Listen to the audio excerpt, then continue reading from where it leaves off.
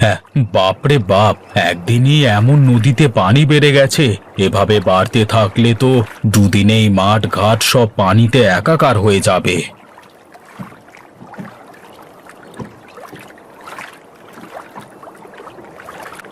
কি দাদা, একা একা নদীর ধারে দাঁড়িয়ে দাঁড়িয়ে কি দেখো? দেখবার মতো তো কিছুই নেই রে। নদীর পানি কিভাবে বাড়ছে তাই দেখছি। পানি বারবার কমবার সাথে তোমার কি সম্পর্ক বলো তো? কেন রে, নদীর পানি বেড়ে গেলে তো তোর মজা, কিন্তু আমাদের মতো যারা চাষবাস করে খায় তাদের কি দুর্ভোগ, সে কথা কি একবারও ভেবেছিস? বলি, নদীর পানি বাড়ে বলি তো তোমাদের চাষ করতে আরো সুবিধে হয় দাদা। তুই যা বুঝিস না তোকে তা বোঝানো যাবে না, বুঝলি? হ্যাঁ, সত্যি কথাই বলেছো দাদা। যে যা বুঝতে চায় না তাকে তা বোঝানো উচিত না। তা তুমি কোথাও যাবে না, এখানেই দাঁড়িয়ে থাকবে নাকি? একটু ওপারে যাব, তাই তো দাঁড়িয়ে আছি। যদি দয়া করে ওপারে একটু দিয়ে আসতিস। হ্যাঁ, দয়া তো দাদা দেখাতে পারবো না। যদি তুমি পয়সা করি দাও তাহলে তোমাকে ওপারে রেখে আসবো, আবার নিয়ে আসবো। তা না হলে কিন্তু দাদা এই রাকেশ মাঝি তোমাকে পার করবে না। ঠিক আছে ঠিক আছে, তাই হবে। চল চল, একটু ওপারে দিয়ে আসবি, চল দেখি।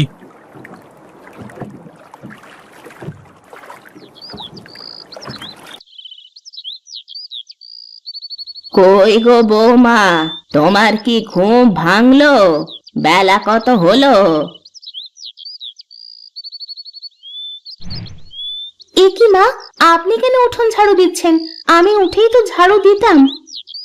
বসে বসেই তো খাই, তাই ভাবলাম একটু দেখি তো উঠোনটা ঝাড়ু দিয়ে। দিন তো মা, ঝাড়ুটা আমার কাছে দিন। না বৌমা, আর তো এইটুকুনি আছে, ও আমি আস্তে আস্তে ঝাড় দিয়ে দেব। তুমি যাও, গিয়ে রান্নাঘরে গিয়ে জল খাবারটা করো দেখি। ঠিক আছে মা, আপনি তাহলে এইটুকু ঝাড়ু দিয়ে রান্নাঘরে আসেন, আমি গিয়ে রান্না চড়াই, কেমন?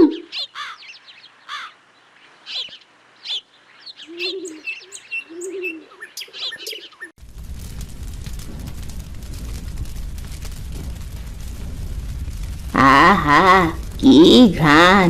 বাইরে থেকেই বোঝা যাচ্ছে যে বাড়িতে ইলিশের পাতুরি রান্না হচ্ছে। আপনার ছেলে তো ইলিশ ছাড়া কিছুই বোঝেই না, শুধু ইলিশ খাই করে। জানো বৌমা, ছোটবেলায় প্রীতম যখন আমার পেটে, তখন তোমার শ্বশুর মশাই খালি ইলিশ এনে এনে আমায় খাওয়াতো। আমিও না ইলিশ বাদে ভাতই খেতে পারতাম না। এজন্যই তো আপনার ছেলেও ইলিশ পেটুক হয়েছে, তারও তো ইলিশ ছাড়া খাওয়াই হয় না। বলি, পাগলটা কখন বাড়িতে ফিরবে, কিছু কি বলে গেছে নাকি? না মা, কিছুই তো বলে যায়নি, দেখলাম খুব ভোরে উঠেই চলে গেল। কখন যে কোথায় যায়, কি করে বেড়ায়, কাউকে তো কিছুই বলে না। শোনো বৌমা, তোমাকে আমি বলে রাখলাম, আজ প্রীতম বাড়িতে আসলে তুমি ওকে সোজাসুজি বলে দেবে, যেখানে যায় যাই করুক তোমাকে যেন সব বলে যায়। ঠিক আছে মা, আমি বলবো। তোমাদের এত করে বলি, একটা বাচ্চা কাচ্চা নাও, সংসারে একটা বাচ্চা কাচ্চা আসলে কত ভালো লাগে। এ আবার লজ্জার এমন কি? শোনো বৌমা, এসব কাজে না দেরি করতে নেই। আমারও তো শখ করে নাতি নাতনির সাথে একটু খেলি। এসব কথা আমি আপনার ছেলেকে বললে তো সে আমাকে পাগল ভাবে, কিসব বলে। ঠিক আছে, আজ আসুক বাড়িতে, তারপর আমি বলবো।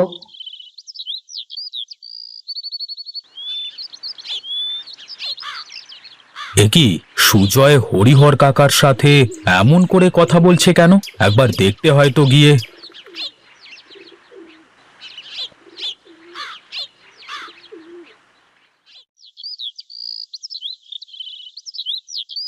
কি হয়েছে কাকা? বাড়ির ভেতরে এত চেঁচামেচি কিসের? বাইরে থেকে শোনা যাচ্ছে। চিৎকার চেঁচামেচি হবে না তো কি হবে শুনি? আহা, কি হয়েছে বল দেখি সুজয়। কি আর হবে দাদা, এই যে দেখছো না আমার বাবা সারা জীবন কি করেছে আমার জন্য, এই ঘরটুকু ছাড়া আর কিচ্ছু করেনি আমার জন্য, কিচ্ছু না। কি বলছে? দেখ দেখ সুজয়, তোর কথায় এই বয়স্ক মানুষটা কিভাবে বাচ্চাদের মতো করে কাঁদছে। ওকে কিছুই বলবার দরকার নেই রে বাবা, ও তো ঠিকই বলেছে। কি করলাম আমি ওর জন্য? কাকা তুমি কেঁদো না তো, যাও তুমি ঘরের ভেতরে যাও। সুজয় চল, তুই আমার সাথে বাইরে চল।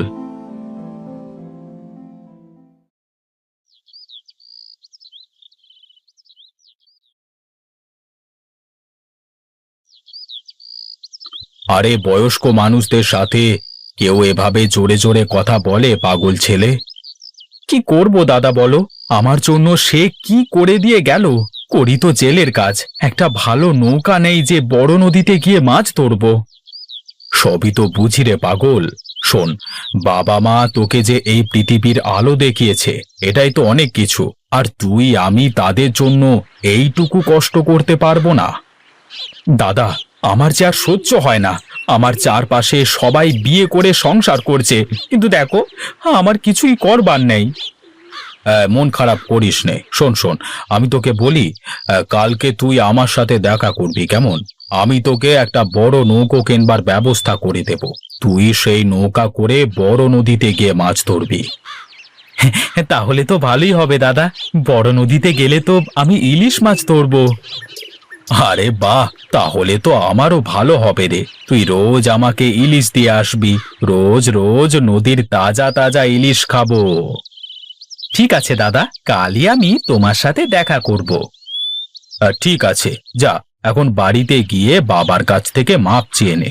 আর কাল থেকে যে এত বড় একটা কাজে যাবি, তাতে বাবার আশীর্বাদ নেওয়া লাগবে না। যা যা, বাড়িতে যা। আমি ভুল করছি প্রীতম দাদা। কাঁদিস নাই, যা যা বাড়িতে যা। কালকে সকালে এসে ঘাটে দেখা করিস কেমন?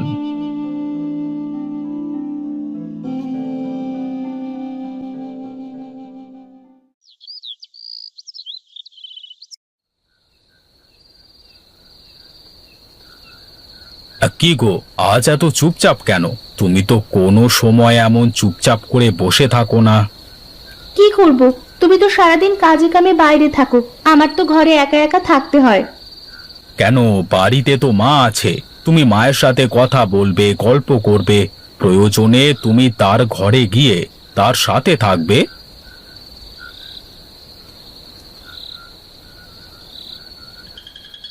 মা, তো তুমি তুমি এত রাতে এখনো ঘুমাওনি? ঘুম তো আসে না রে বাবা। তুই এই যে বলছি বৌমাকে আমার সাথে গল্প করতে, আমার সাথে থাকতে বলি, এভাবে কতদিন? আমি কি সারা জীবন বেঁচে থাকবো? মা, এসব কথা বলো না তো। আচ্ছা, তুই কি বুঝিস না বাবা? আমারও তো নাতিপুতি নিয়ে খেলতে ইচ্ছে হয়।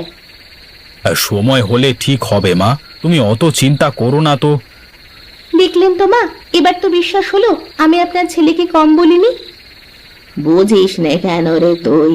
এবার একটা ফুটফুটে দাদু ভাই আমার চাই চাই। ঠিক আছে, যেদিন আমি 100 কেজি ওজনের ইলিশ খেতে পারবো সেদিনই তোমাদের কথা শুনবো। দেখেছেন না, 100 কেজি ওজনের ইলিশ আবার হয় নাকি? হয়তো বৌমা, কেন হবে না? আমার বাবার বাড়িতে তো আমি 200 কেজির ইলিশও খেয়েছি, তারপরেই না প্রীতম হয়েছে। অনেক রাত হলো, আমি ঘরে যাই, ঘুম পাচ্ছে। মা, কিন্তু এত বড় ইলিশ পাবো কি করে আমরা? ও চিন্তা তোমার করা লাগবে না, আমি দেখব। তোমরা এখন খাওয়া দাওয়া শেষ করে ঘুমাও।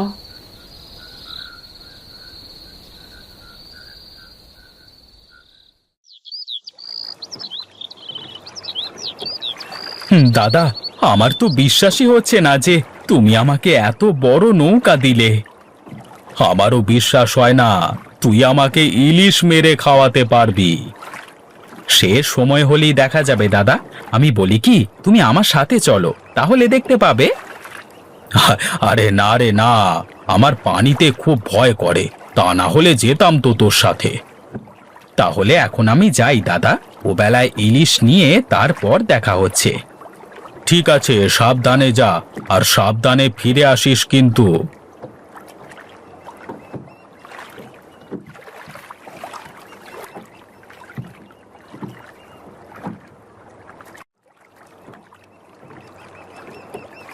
কি খবর দাদা, ওপারে যাবে নাকি?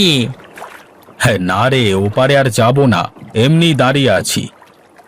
দাদা, এই হরির বেটা সুজয় নাকি বড় নৌকা কিনলো বড় নদীতে ইলিশ ধরবে বলে। হ্যাঁ রে, তা তুই কি ওর সাথে যাবি নাকি?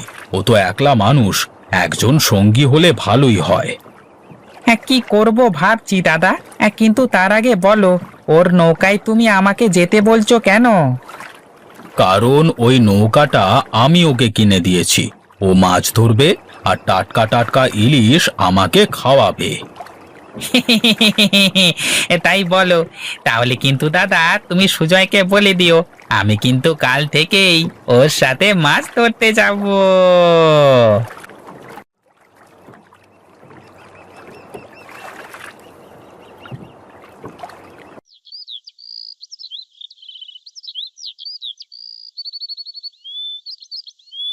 প্রীতম দা, আরে ও প্রীতম দা, প্রীতম দা।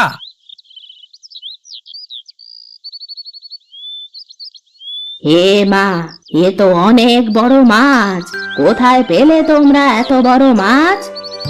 হ্যাঁ দাদা, আমরা আজ নদীতে গিয়েই এই মাছটা জালে আটকিয়েছি, অনেক কষ্টে ধরেছি মাছটাকে।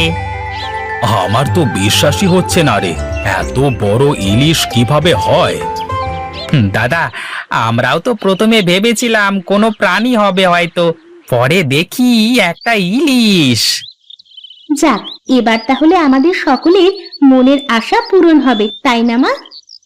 হ্যাঁ হ্যাঁ, এটা তো 100 কেজির ইলিশই ধরা চলে। ওহ, তোমরা থামবে একটু।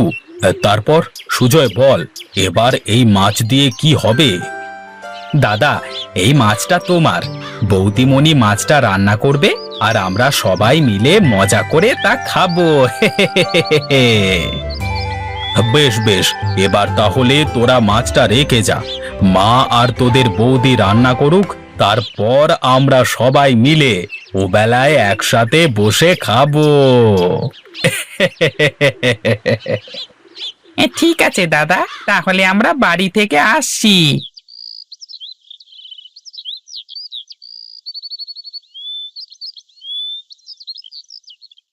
দেখলেন তো মা, এত বড় ইলিশটা বোধহয় শুধুমাত্র আপনার ছেলের জিদের কারণেই হয়েছে, তা না হলে কি আর এত বড় ইলিশ হয় কখনো?